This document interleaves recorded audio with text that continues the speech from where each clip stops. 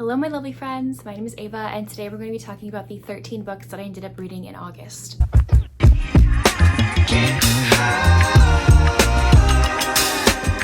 We're going to be going like usual in order, the order that I read them. Probably half the books on this list are from a series, so I'd rather just talk about all of them together, but we'll wait a few books till we get to that point. But yeah, let's just get started. I kind of didn't really have a TBR this month. I forgot to post one last month, so I didn't really have any guidelines for myself besides like book club books, so I kind of went for like a little free-for-all. So this is what I read during a free-for-all. The first book that I listened to, I think I literally finished it on the 1st of August, is Unethical by Lauren Beale. I've heard a lot of good things about Lauren Beale, that if you like dark romance, you should totally pick her up. I have yet to see this book specifically before until I was browsing my Hoopla one day and I saw the cover and saw it was Lauren Beale. I was like, okay, I've heard good things about her. Let's do it. It's very short. If you like a stalker, serial killer-esque hero, look no further. Our hero is in court-mandated therapy after he's released from prison, and it is his romance with his therapist, who he is also stalking. There are like trigger warnings in this book, so please be aware. The hero is also disguising himself as like a masked man at night and breaking into this woman's apartment and like having his way with her, but the heroine in her head is like, I think I want this. So she doesn't know that this masked man is also the same as the ex-con that she's currently treating in therapy. There's a lot of things going on in this one, but I really enjoyed it for what it was. I needed a quick little thing to listen to for the day, and it was a great little dark romance. Damaged hero, dark romance, forced proximity, in love with a criminal, morally gray hero, obsessed hero, stalker, and an unhinged, specifically MMC. Winnie, are you good? She found a cardboard box, so I'm letting her be. Let her eat the cardboard box. It's okay. Next, I have Mile High Heat by Sarah Blue. I do enjoy Sarah Blue's books when it comes to Omegaverse. Our heroine in this one just got dumped by her pack, or she broke up with the pack specifically because they weren't treating her well, and she goes on a plane all by herself, which is very much unheard of in the Omegaverse world. Like, Omegas don't go traveling alone because they could go into heat and cause a lot of problems with other people on the plane, right? So she actually does end up accidentally going into heat while on the plane. One of the pilots hears wind of this, goes back into the bathroom to help her out, and actually brings her back to the cockpit with him, where he has his other pilot there as well, and he tries to help her through her heat during this plane ride. And when they get to their final destination, he actually has a pack of his own and introduces her to them in hopes that she will be their Omega. I don't know why I do this to myself, but I loved the Omegaverse aspect. I love Omegaverse books, but it's the why choose aspect that is just not my favorite.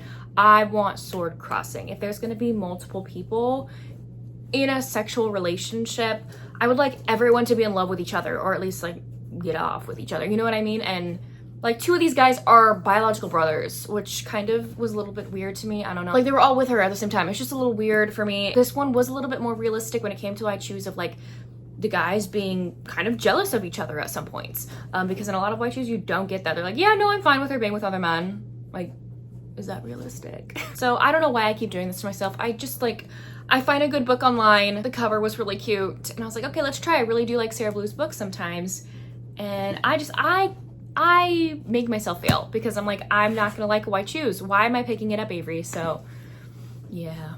If you know like why choose or like group romances, like please let me know down below, because I want everyone to be together. Like, I don't want all of them to just fawn over one person. That just, I don't find that really attractive to me. I don't know why. Like, it's not my vibe. It was a well-written book. It was good. This book was good. Okay, don't not pick this up. If you love Why Choose, if you love Omegaverse, you'll have a grand old fun time with this. The reason why I picked it up originally was because I saw a picture that Sarah Blue posted on her Instagram or reposted or something of art that she commissioned of that scene on the plane and them like getting it on in the cockpit of the plane. And I was like, that's hot. I need that. And then when I picked it up, I was like, oh, this is a why choose. I honestly would have liked it more if it was just one guy, but that's just me. Like, if you love Why Choose and if you love Omegaverse, definitely pick this one up. I feel like you'd like it. I just want everyone to be in love. I finally picked up a very beloved alien romance book for all my alien romance lovers.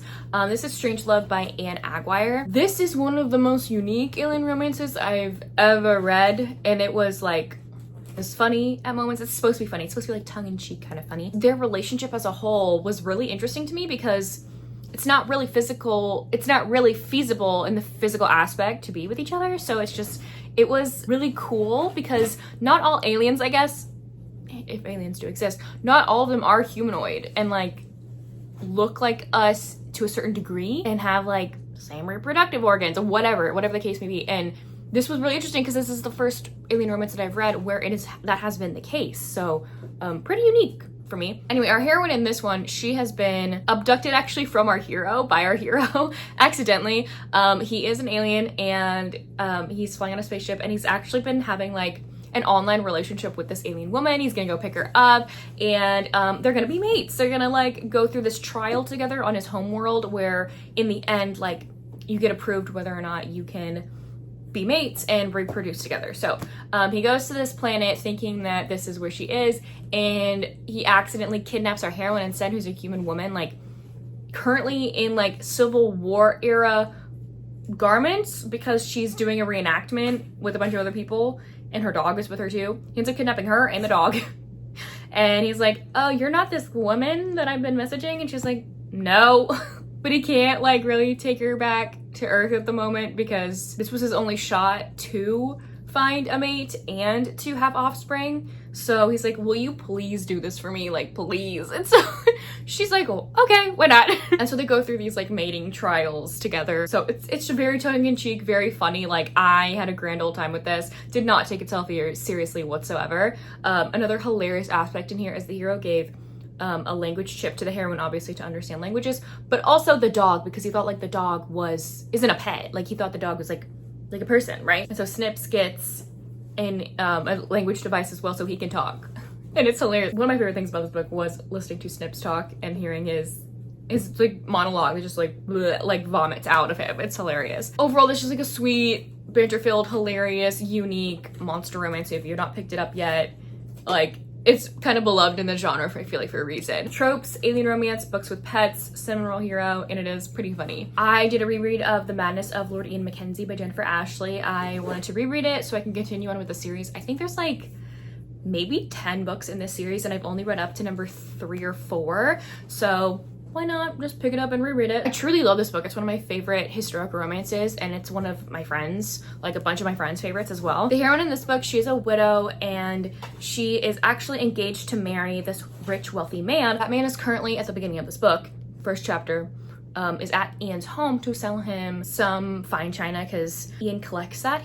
That's like his hyperfixation, is collecting Chinese pottery. Anyway, this man is like boasting about the fact that he's about to marry this heiress. Like, he's so excited, blah, blah, blah. And Ian knows, like, this man has a house that he has, like a separate house from his current residence, where he just keeps women to bang on the side. Like, over 10 women just live in that house for him to bang. And so he's like, I think I might go to the opera tonight, where they're at, and like scope this woman out and see if she's worthy of me telling her that this is what you're marrying into. And he ends up glimpsing her at this opera and instantly wanting Beth, instantly wants her, and tells her what's going on. And he's like, but you know what? It's okay, because I want to marry you. Like, will you marry me? She's like, I just met you. You just told me everything that's going on with my fiance. I need to sort through that. Like, I don't know what's going on. This historical is very beloved, and it is for a good reason. It's so good. The other 2 or 3 books that I've read in the series don't compare to this one, but they're still like good. It's Jennifer Ashley. She's an amazing author, but this one just holds a special place in my heart and many others. There's also autism representation in here. Ian is autistic before they knew what autism was. Like, before this book took place, he was actually in an insane asylum. His father put him in an insane asylum because he thought he was crazy. So his brother, when he inherited the dukedom, ended up taking him out of there, rescuing him. So he has a lot of trauma in his life, but I love this one. This one will forever be 5 stars. So yeah, there's a lot of tropes in this one. I will list them off. Autism rep, brooding hero, historical romance, disability representation, a married couple, romance with PTSD, and a widow. I read a really unique one next. This is Born for Lace by Nikki Harris. I personally feel like Nikki Harris was probably inspired by The Handmaid's Tale. There's a lot of nods to The Handmaid's Tale in here. You never know. I don't know what she did, but it's very dark. That's why The Handmaid's Tale scares me so bad, and why I've yet to pick up Manacled, right? I am terrified of The Handmaid's Tale. I had to read it in high school. It is a huge fear of mine, because you know what? That can happen in real life. And so this book was slightly scary for me. I can't even describe the world, but it's a dystopian world. The heroine is called a lace girl, and they are women who are part of this mental health program that they made for wealthy men, where they have a ward, and that's like our heroine, a lace girl, to take care of and visit when they are done traveling and doing work, like overseas and whatnot. And they come back and they give the lace girl a tea to make them go into a deep sleep. They use their body however they want, and then before the woman wakes up, they have to dress her and make her like look like she's like how she was before she fell asleep, so they don't know like what happened to them essentially. So there's a lot of like dubious consent, or is this non-con, like what is going on? Anyway, we don't even experience that. That's just the title that the heroine has. It's a lace girl, and the beginning of the story is her best friend, who is another lace girl, giving birth to a baby, which is unheard of because they're also given contraceptives to make sure that they don't get pregnant. Her best friend dies giving birth to this baby, and on her dying breath tells her, you need to go to this place right now and meet this man and run away with my baby right now. Like, go save both of your lives. The heroine's like, what am I don't understand. Okay. And so she goes down there, and these two men scoop her up, rescue her, and they believe that she is the mother, like she is Maple, the woman that just died. So she's kind of like keeping a secret. It doesn't last too long, so don't be worried. But it's her romance with one of those men who rescued her. He's big, tattooed. There's also like a dystopian aspect here where humans have kind of been also genetically engineered. So there's also a cybernetic part to some of them.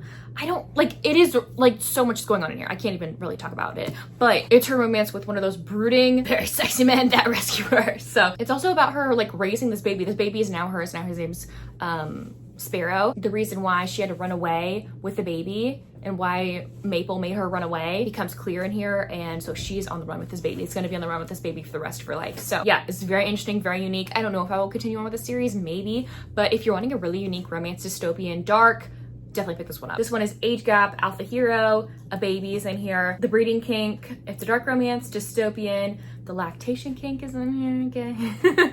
Obsessed hero, possessive, post-apocalyptic, a size difference, and it is definitely unique. I needed a comfort read, so whenever I need a comfort read, I actually reread. Sometimes I reread. I just plan on Barbarians. So I picked up Barbarian's Hope, which is honestly not a fan favorite from people, but it is for me. I have the unpopular opinion. This is one of my favorites in the series. This is about Asha and Hamelo. I think that's how you say his name, Hamelo?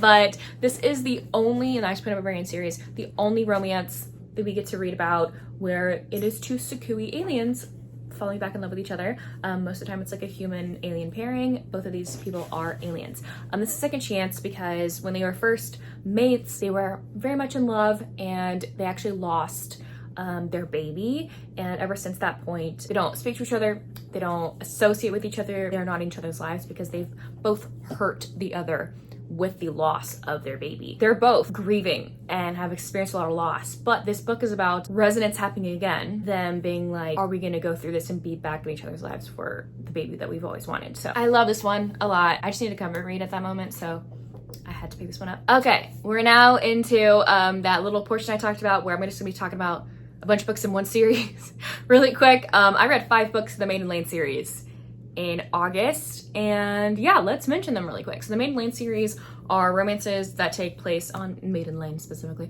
but they're historical romances, and a main commonality is that there's like a Batman-esque type character in the background saving lives on, I forget the street name, but he's the, St. Giles, sorry. He's called the Ghost of St. Giles, so he helps kind of the more or less fortunate people, specifically children, like saves their life on the streets. So you have like the Batman-esque character, which was fun. Okay, so first one, I read book number 2, which is Notorious Pleasures. I previously read book number 1 a few months ago, so I didn't feel like I needed to reread it. This heroine hero is engaged to this man, kind of boring, doesn't really have that much in common with him, but that was kind of the time period back then, like when you met a guy and he proposed to you and you didn't hate him, like why not, you know? But then she meets his younger brother, and man, does that man make her blood boil in a good and a bad way. So I'll keep those summaries for these a little short, or a little shorter, but I'll list the tropes. You have cheating. The brother isn't the best dude, to be honest, so I don't care about the cheating.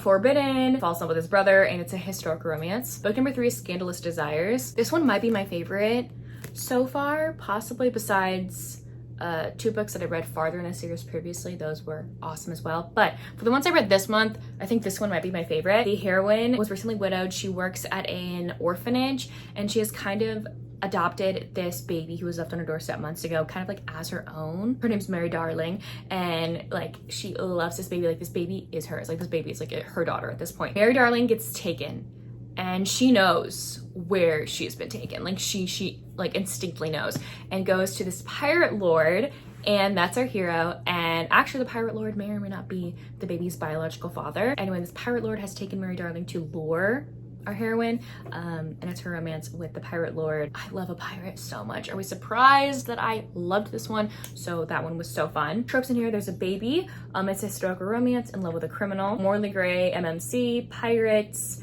possessive hero, slow burn, and we have a widow as well. Book number 4, Thief of Shadows, is a fan favorite for people who've read the Maiden Lane series. This is our romance with the masked man who has been running around St. Giles, and he's also a virgin hero, and he's kind of sworn his life to this role of his, and is sworn kind of like never to get married. So when he meets our heroine, his slightly older woman than him, this cannot be happening. Are you serious?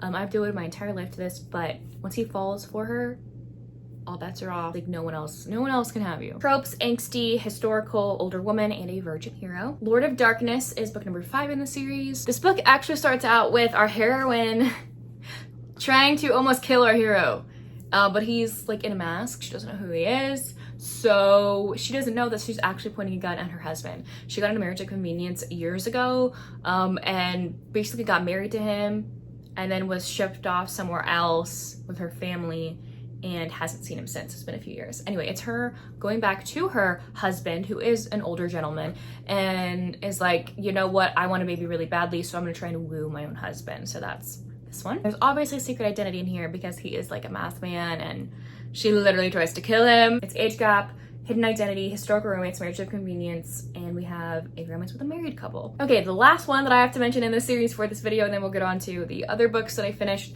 This is Duke of Midnight. Our hero is obviously a duke, and it's a forbidden romance. The heroine is actually what's the title of it? It's the type of person that's like, oh, a companion, a lady's companion to like the woman he plans on proposing to at some point. He actually ends up falling for her lady's companion instead. Tropes, historical romance, a brooding hero, and he is a billionaire. He's a duke. So okay, I only have 2 other books to mention. So first I have Blood Sweeter Than Honey by Chiara Forestieri. Look at how stunning this is. I actually did an interview with her, a live interview with her for a book event of hers, and it was so incredibly fun. I posted some pictures on Instagram if you want to see those, but she brought like cardboard cutouts of some of her heroes, and oh, it was just delicious. So this is her new release, and I really wanted to pick this one up before interviewing her. This is kind of like a portal fantasy. Winow's a heroine. She's like a goddess in a different realm. She gets sent through a portal into our world, onto Earth, and smack dab with Gideon, our hero. So it's actually fated mate. She's been sent to her fated mate, and it's Gideon. He's a tattooed cowboy, and he runs his ranch, and he has her stay on his property with him to recuperate and get better because she kind of had this whole ordeal when she first got there. She's trying to fight with the fact, like, should she tell him that they're fated mates and that she's not human entirely, because she has this glamour put over her to disguise her horns and her tail. So I loved this one. It was so fun. Both characters have been through a lot emotionally in their past, like trauma, so there's kind of like trauma bonding in here. And I just love this type of romance where there's not a lot of, there is plot going on, but like the main focus in here is them and their romance and what they're going through and their feelings. Like, I love it. I love it so much. So if you're wanting like a monster romance also where the heroine is like the monster, please. I'm currently reading another one by her, so that'll be in my next wrap up, but that one is even more fun. I also got this beautiful art print when I got to meet her and interview her. There was also an SFW version, but I got an NSFW version of the other one instead. So like, look how pretty. Like, this was so fun. I had a grand old time. It's like my type of book to a T. Tropes in here, there's a lot. Book boyfriend, because Gideon is book boyfriend worthy. Character-driven cowboy, demon, dirty talk, fated mates, forced proximity, great banter, grumpy sunshine, obsessed hero, one bed, a portal fantasy, tales, and a tatted hero. And the last book that I have to mention, thank goodness it's last because it's probably my least favorite book of the month. This is Drives of Desire by R.L. Calder. This was our book club book for the Romantasy book club that I run at the bookstore I work at. And the main consensus with everybody is this just wasn't anyone's cup of tea. This book is about our heroine who gets an arranged marriage to this dragon king, and she's not happy about it. That's basically the plot, is they get put in an arranged marriage and she has to go to his land with him, and there's this curse and he wants her to help him break the curse. There's just a lot going on in here. I feel like too much was going on in here. Another thing that took me out of the story was modern slang was kind of like put into this fantasy world, and I was thinking it was high fantasy, so like red flag, like, oh my god, that's such a red flag, was like used, and other phrases that I can't remember off the top of my head, but I do remember being mentally taken out of the story multiple times because I'm like, why are we saying this in a fantasy realm? What? There was a bunch of other topics we touched on in the book club, but honestly, when I don't really care for a book all that much, it kind of leaves my brain, so I don't remember anything else about it. There is kind of like a dragon rider part, dragon bond with another like dragon that's only solely a dragon, not a dragon shifter, only solely a dragon. And that part was cute because she bonds with him when the dragon is a baby, so that was pretty cute. But that's like the only thing I really remember about it. Anyways, there you have it. Those are all 13 books that I ended up reading last month in August. Let me know down below if you've read any of these books or if you plan to. What was your favorite read from August? I would love to know. If you don't feel like commenting anything else, you can leave me any cowboy-esque emoji, okay? But anyways, thank y'all so much for watching. I will see y'all soon in my next one. Bye, y'all. Oh, and I keep finding dog ears that you left in my books. Miss your ache and I just crash over, cause you crashed in like a tsunami. Woke up next to you so hungover, sunlight painted stripes.